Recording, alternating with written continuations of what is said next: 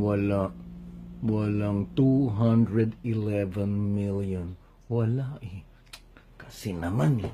Di ka pa nakinig sa akin, nagsabi na nga ako eh. Alam mo, alam ko eh. Nakakasama ko sila na. Siyempre, naririnig ko pa misa-misa yung mga usapan nila. Hindi ba? Wala nga 211 million. Naman, ngayon naman, nasasabihin nyo naman, yung BPI ang sinungaling. Eh, si Attorney Panelo, hindi namang kalembang na lawyer yun, matindi yun. Meron siyang SPA, humingi ng bank certificate, binigay sa inyo total. Hindi kayo kontento doon, di ba? Sinilip yung history. Meron ba daw na 211 million na isang bagsak din deposito? Wala. Meron daw bang cumulative na deposits na mag-a-add up sa 211 million mula nung binuksan? Wala nga. Wala eh. Mahirap nga siya eh. Dukha. Yung sapatos nga nakanganga sa airport. Gusto ko nga sana regalo. Baka lang ipalo sa akin yung sapatos eh. Bibigyan ko sana ng testoni eh. Diba? Teka muna. Totoo ba parang umalis ka lang daw ng parang flop yung show? Parang nawala yung tikas? Bakit naman gano'n? Sana man na nagsalita ka man lang ng konti. Sa mga marami ka na makakampi, di ba? Alam mo, tuloy nagsisimpatya ako sa iyo eh. Ganito na lang, pwede ba gusto mo kampi muna tayo ngayon? Kampi tayo ngayon. Isip tayo. Paano mo bang matatapatan? Paano nyo bang matatapatan to si Mayor? Kasi, sigurado ko meron yan eh. Meron akong pantapat yan. Hindi pwede wala.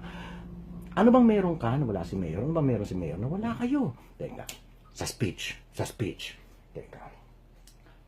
Kaso magaling magsalita. Tsaka ikaw kasi mabagal ang pacing mo. Mauuna ka. Ang galing mag-punchline eh. Rumarat-rat ng ganyan. Tapos biglang magpa-punchline. Kahit yung mga veterano sa ako hindi ako tatapat yan. Inom na lang akong juice pagkaya na nasa stage. Ayoko. Wag yung sa speech. Talo kayo dun. Kasi ikaw mabagal magsalita. Si Bina ganun din. Si Grace para namang nagre-recite ng encyclopedia. Next, wag yun. Teka, sa physical. Ito naman, huwag mo ma-misinterpret, pero with all due respect to the Mayor, mas gwapo ka kay Mayor. Bagets ka, sariwa, fresh. Ganda ng mata, mapungay, crush ka nga nung kasama ko kagabi sa patay, yung bading, sabi sa akin, crush ka, pakilala kita, hindi ko lang alam ang contact mo eh. Kaya lang itong problema, si Mayor tinitilian talaga ng mga babae, pati mga bata, hinahalikan. Hindi ko rin maintindihan kung ano yung para bang ang tingin nila kay Mayor, parang ang gwapo-gwapo. So wag na yun, mapapanis ka. Wag yun. Teka, mag-isip tayo. Teka. Wait ka muna. Ang resources ng gobyerno, lahat yan pwede nyo magamit, diba? Kailangan ang magawa ninyo yung hindi kayang gawin ni Digong. Eka, natatandaan mo ng debate? Ang sabi niya, ang traffic ng EDSA, hindi niya masosolve yun in 6 years, diba? Ang sabi niya lang, but I'll do something about it. Ang level niya, I'll do something about it. Di kayo magmilagro na kayo ngayon, diba? Magmilagro na kayo ngayon. Solvin mo ang traffic ng EDSA. Mag-meeting kayo. Monday, labas mo puro Toyota. Tuesday, Mitsubishi. Wednesday, puro Honda. Thursday, Nissan. Friday, Kia, Hyundai, lahat yan. Maglagay ka pa ng araw, puro Ferrari lang at saka Porsche. Maluwag talaga yun. Tsaka mabuti pa, alam mo, tasin mo lahat ng mga barrier doon, lalo na yung mga sinimento doon. Sikip-sikip pa nga ng EDSA, lalagyan nyo pa ng barrier. Kung nasolve mo yan, panis. Si Mayor, hindi niya makakaya. Remember, sabi niya, I'll do something about it. Yung leveling niya, I'll do something about it. Kayo, kaya nyo na yan, di ba? Yan ha, ilista mo yun.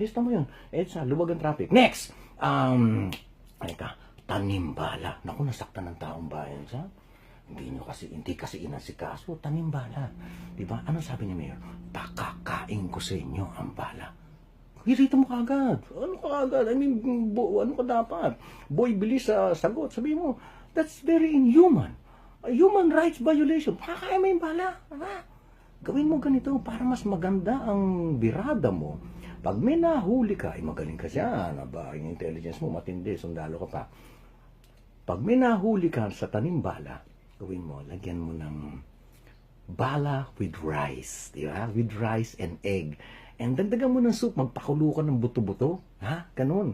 And then, lagyan mo pa ng choices. Yung rice, lagyan mo ng garlic. Garlic rice. Magpaturo ka kay Joel Torre. Ha? Si Joel Torre, magaling yung gumawa ng garlic rice. O yan ha, ilista mo. Ang gaganda ng ideas ko. Next, the scourge of the commuters. The MRT. Parusa yan araw-araw. Pagka nasolve mo to, sinasabi ko sa inyo, kahit pa magtumbling, si Mayor, walang aatin na rally niya. Ganito, yung MRT, di ba, ang haba ng pila kasi ang konti ng bagon. At saka lagi nasisira. Ano nasisira eh? Ba't kasi ganun eh? Gawin mo, alam mo yung truck na Peterbilt, yung white, yung MAN, Volvo, Mercedes, yung truck yung matitindi. Iakyat nyo doon sa taas, pahatak nyo na lang. Mas maganda pa, maglagay kayo ng gasolinahan doon sa taas para talagang hindi na nauubos. Andar lang ng andar yan. Yung mga kable ng kuryente doon, benta nyo na lang. Marami nang bumibili nun. O yun ha. O kaya, hindi, wag na yun. Ito mas maganda. Para hero ka pa. Natatandaan mo yung mga bus na Nova, yung mga Josiah ba yun, yung mga ganon, yung lagi nakakabangga. Meeting kayo, iakyat nyo lahat doon sa taas, tanggalin nyo na yung bagon. Tanggalin nyo yung bagon. Yun ang ipalit nyo, ang bibilis magmaneho nun. Hindi ba pwede ka pa mag-request kung gano'ng kabilis mo gusto para umabot ka. Di ba? O di magkarera sila doon sa taas. Oh, ang ganda niyan ha. Ang ganda niyan. Teka, so meron ka ng EDSA, Nasol, Tanimbala, MRT. Yung lang tatlong yung solvin mo. Naku, sinasabi ko sa'yo, mauubos ang volunteers ni Mayor kasi nga, hindi niya masusolve eh. Diba? O, yung atin lang to ha. Wala nakakarinig nito, tayo lang. Kasi naman, kayo naman eh. Eh, hindi kayo aabot nung kung sisiraan nyo lang yun. Eh, sinasamahan ko eh. Kahit paano, nababasa ko na ang takbo ng isip niya, pati yung facial expression, na-obserbahan ko eh. Alam ko pagka nilalaro lang kayo, kayo naman kagat kayo ng kagat. Hindi naman bugoy yun. Hindi naman bugoy yun. Eh, abogado yun. Ang tagal naging mayor. Prosecutor pa. Mga prosecutor, ang tatalas ang isip niyan. Sa tingin mo, magsasasalita lang yun ang hindi niya kalkulado. Kayo naman, saka yung mga yung sa Facebook, yung mga ang tatalino nyo, iniisip yung mga inyong mga pinopost. Eh, nilalaro lang kayo. Alam mo, ako, ang dami kong na-meet na tao. Iba ang takbo ng isip nito. Walang katulad. Parang general mag-isip, nilalaro kayo. Kaya alam mo, yung paninira, magpa-flop yan. Gawin mo yung sinabi ko. Tapos ikaw naman, hahanapin mo pa raw kami. Bibigyan naman kitang t-shirt eh. Tsaka yung reels, dodoblein ko pa. Meetups lang tayo. Meetups sa Trinoma, or Robinson's Galleria, o kaya Robinson's Magnolia. Yan ha. Sige na, sundin mo na yung sinasabi ko. Yung paninira, meron pa doon kayo second salvo. Huwag na yan. Magpa-flop lang kayo. Magpa-flop. Believe me. Believe me. Yung mga tips ko, yun na lang ang gawin nyo. Meeting na kayo. Meeting kayo. Gusto mo is... Ha? O sige, go. Pag naisira sila, okay? Okay. Balik mo yung tikas.